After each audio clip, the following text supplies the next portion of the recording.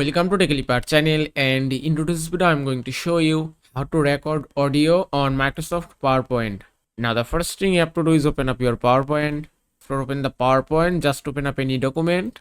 Now if you want to add any audio in this slide, at first just click on Insert tab, and here at the corner you can find media option, and under the media option you can find audio function. Then just click on audio. Now here you can find two options, audio on my PC and record audio. If you want to record audio now, just click on record audio option, and after that you can see this pop-up window, and here you can find name. Just type your audio file name, and here you can find three options: recording button, stop button and pause button. If you want to start record your audio, just click on this start button, and here you can see the audio has been started successfully. Here you can find the second count. Now if you want to finish your audio, just click on this button and then click on OK, and that's it.